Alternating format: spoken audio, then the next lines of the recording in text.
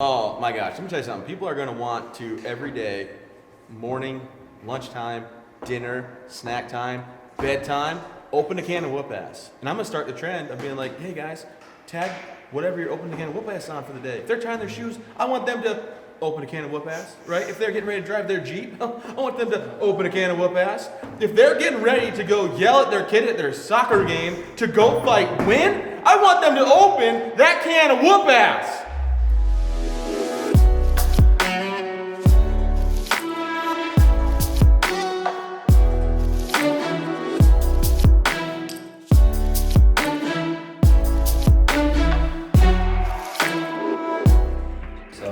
We're just storyboarding out every single shot, every piece of equipment that we need, every prop, and tomorrow we're gonna go do it. Okay, so here's the plan.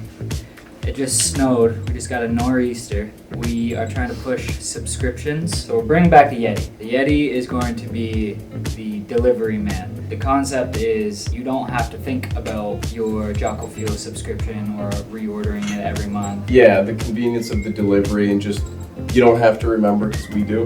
Second ad we're gonna shoot, there's gonna be a Yeti on a snowmobile. It's gonna be a great day.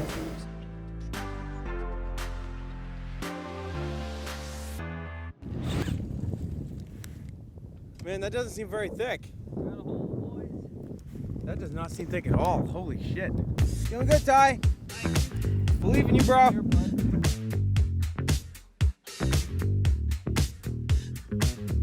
You guys had ordered the Jocko Fuel subscription? Yeah. Wow.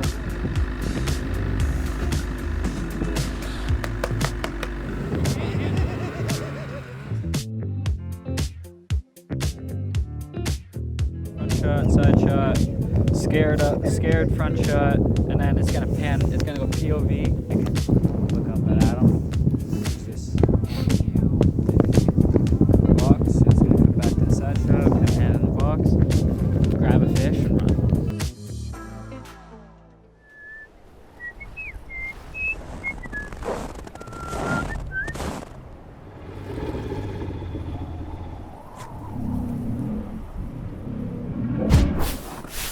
No need to fish your protein from a lake.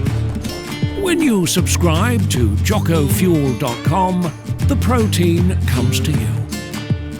Subscribe and save. That's the same concept we're trying to look to do everything made in USA.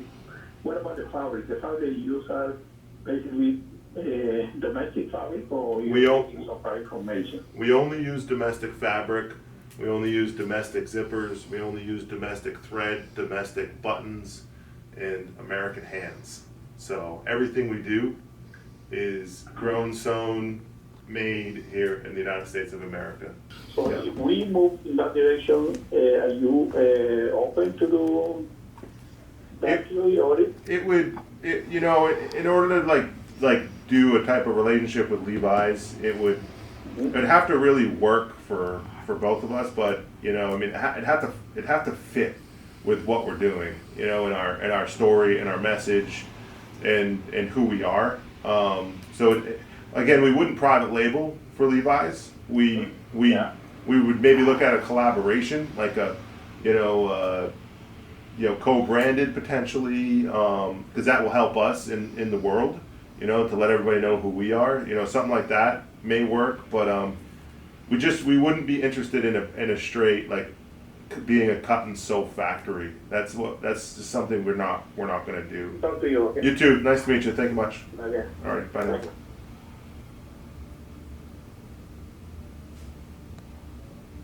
Just shows you how much has been lost that Levi's is calling us to make product for them. That's the true decimation of manufacturing in the United States of America right now. That a brand like Levi Strauss is calling Origin to make product for them. It also gets me excited because that means there's so much green space in front of us and so much freaking market share that we can go and take. So as he was talking about like the jackets, like the denim jackets and the twill jackets and the twill pants, I'm thinking that's exactly what we're moving towards right now. Like that's what we're doing. We're moving towards twill semi-stretch work pant, a denim jacket, a twill jacket. So it's crazy that a little company like Origin can have an upper hand on a massive conglomerate like Levi's. Beard oil boxers. I believe they're being released on Friday. I would say probably for the past 2 months, just between getting some designs put together, getting die lines for the boxes. The inspiration, I guess, would kind of come from Pete on this one because he kind of came up with the names. So we have Perfect Storm Cedar, Spearmint Spruce, and Savage Citronella. So we outsourced and we had another guy kind of create some cool icon characters for each of them. And then after that, it was really just about staying on brand with the actual boxes and the labels themselves. It was definitely a cool project, a lot different than anything else I think that we've done. So this is a new label that we're kind of working on. It's definitely not even close to being finished. So this is the file that I would just send off to have printed. We do 2 different types of print. We do shrink wraps and then we do actual printed cans onto the aluminum. Between doing the 2 files of printed and shrink wrap, there's a lot of different work that goes into them. Because if it's a shrink wrapped can, it's printed. This is a shrink wrapped can right here. It's just printed with CMYK. So cyan, magenta, yellow, and black are the 4 colors that go into each dot. And you can create any color in the rainbow off doing that. But when you get to printing on an actual aluminum can and like printing with ink, you have to go off how many colors their press can run. I think ours, I believe, yeah, it's 6 different inks. So when you get into like a can like a Dak Savage that has a camouflage, you have to do some kind of working to figure out, okay, I have 6 colors here. You know, sometimes I'll even have to use the same color twice with a different opacity so it comes out to be a different shade. When I get to points like that, it's really good to sit down with Pete and just kind of pick his brain. This one's pretty badass. It's a totally different style than any of the other ones. And honestly, the cool part about this can is Echo himself actually designed the logo, which you would expect nothing less from Echo. Got the carbon fiber background. We're not really sure if we're gonna use white to print that or if we're gonna actually use the can, but either way, it's gonna be very badass. So I know I said we had plenty of watermelon, but we actually don't have any. That's not true. She put it in the fridge, she told me. Oh shit. Yeah. Yeah, I was like, all right, I'll play this game. I'll play this game. And then I was told that Jocko wanted it sweeter. He did. Yeah. I can't believe that, because like he's not like a sweet kind of guy. He is. So Jocko overruled and said, it's got to get better. What? And I'm like, okay. I'm just watching your pet flex. I worked out yesterday. Thanks for noticing. Did you? Yeah, you guys got some needle and thread? Because I'm ripped. No, I was hoping for some mice to feed these pythons. You know what I'm saying? I know. Some drain on these pipes. I don't know anymore, but if I find Nope, Jersey. Oh, you got me in there. what's that? Did I pinch it? Did I hurt you? I gotta get ice, but I'm good. Like, Oh, you got fingers, you big winger. Come on, you jumping in here with cheers in this? Or you jump in? Wait. Oh, I tasted it. cheers. Cheers, buddy. Hot smells good. This is good. That's really, normally, I thought they were more fizzy.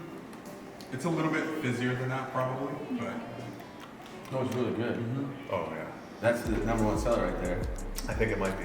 But the truth is, they're all great flavors, and everybody that has one named after them is very fortunate to have that named after them. And I think I love all the other people that have their flavors named after them, because I don't want to make fun of anybody. Oh my gosh, let me tell you something. People are going to want to every day, morning, lunchtime, dinner, snack time, bedtime, open a can of whoop ass. And I'm going to start the trend of being like, hey guys, tag whatever you're opening a can of whoop ass on for the day. If they're tying their shoes, I want them to open a can of whoop ass, right? If they're getting ready to drive their Jeep, I want them to open a can of whoop ass. If they're getting ready to go yell at their kid at their soccer game to go fight win, I want them to open that can of whoop ass. It's gonna be a craze. Sweeping the nation. Sweeping the nation. That was great. That was fantastic.